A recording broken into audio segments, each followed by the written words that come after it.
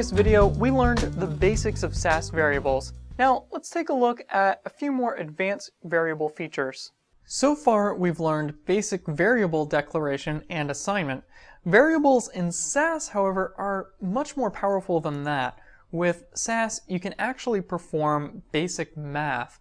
Now, at first, it might not seem like you would really need math in CSS. However, let's take a second look at the site width variable that we created in the previous video. Right now, it's just okay. We can go ahead and adjust this to a much wider value, for example. And when we refresh the page, you can see that the content doesn't really fill up the screen very well. However, if we were to go ahead and make our site a lot skinnier, say at 700 pixels, and refresh, you can see that it actually ends up putting the sidebar further down the page and the content area takes up the whole width of the site. Now, using some basic math, we can make the width of our layout a bit more flexible without having to change a bunch of values everywhere. So let's just change our site width back to 960 pixels really quick. And if we refresh, there's what our site normally looks like. And now we need to change the widths of the sidebar and the content area. So our content area, which is right here, has a width of 700 pixels currently, and it's taking up roughly 75% of our width. So if we were to take our site width variable and multiply it by 0.75, we would get 75% of the whole. So let's go ahead and try that out. We'll go ahead and just put this in parentheses for now, and we'll say site width, and we'll multiply it by 0.75. And we need to be careful when doing things like this because you must also take into account other CSS properties that get added into the width, specifically margin, padding, and border. Our content area doesn't have any padding or border applied directly to it, but it does have this 20 pixels of right margin. So there's some space between the content area and the sidebar. Let's go ahead and subtract that 20 pixels from our width value so that it will still add up to 75% of the screen, even though the margin right is added back in later. So we'll go ahead and subtract 20 pixels there. And let's go ahead and switch back to our browser just to see where we're at. So when we refresh the page, our site looks just like it did before, which is a good sign. Now let's try changing the site width to see how we're doing here. So if we switch back to our code and we go ahead and change our site width down to something like 800 pixels and we refresh the page, as you can see, our sidebar is still being pushed down the page when we try to make our layout thinner. We can fix that though by using just a bit of math. So we'll go ahead and switch back to our code, and let's go ahead and scroll down to where our sidebar width is being set, which is right here. So currently we have a sidebar width of 200 pixels. If our content area is taking up 75% of our site's width, then we probably want our sidebar to take up the remaining 25%. Again, if we multiply our site width by 0.25, we'll get 25% of the whole.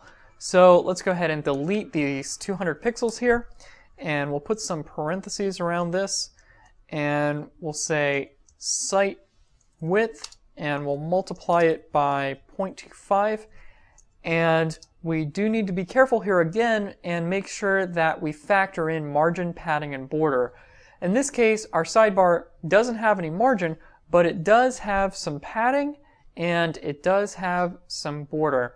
There's 10 pixels of padding on all sides. So if you add the left and right sides together, you get a total of 20 pixels. Then there's 2 pixels of border that go all the way around, so the left and right sides of that come to 4 pixels. 20 pixels of padding plus 4 pixels of border comes to a total of 24 pixels. So we need to subtract this 24 pixels from our final width so that the padding and border can be added back in later. So we'll go ahead and subtract 24 pixels here. And let's switch back and check on our progress. So you can see that our site looks pretty much just like it did before. It looks like our sidebar has expanded just a little bit and probably wasn't quite taking up the full width to begin with. It also looks like our navigation isn't really lining up with our grid, so we can probably fix that too. Let's go ahead and switch back to the code here, and we'll scroll up to our navigation, and right here we need to change this margin right to margin left, and that will make our navigation line up. And then let's see what happens when we try to change our layout. So we'll change it back to 960 pixels, and when we go back and refresh, you can see that our site is now adjusting pretty fluidly anytime we reset our width.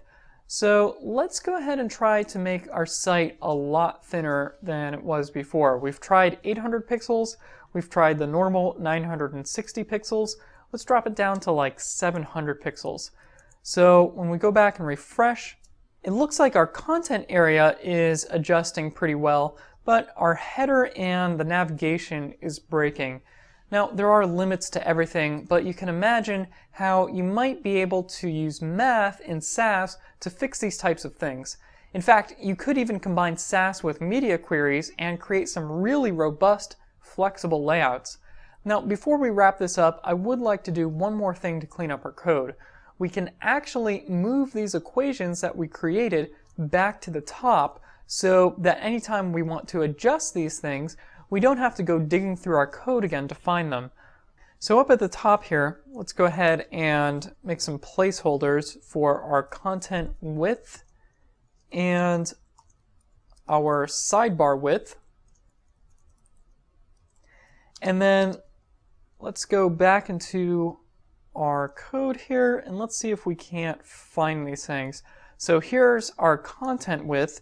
We'll go ahead and cut that to our clipboard, and we'll put in the content width variable there, and we'll paste that up here. So now our content width should be set to this equation here, and then we'll go ahead and scroll all the way down to the bottom of the file, and again we'll cut our sidebar width equation, and we'll go ahead and put in the sidebar width variable, and we'll just paste that up at the top here. And just to make sure everything is working, we'll go ahead and change this to 960 pixels again.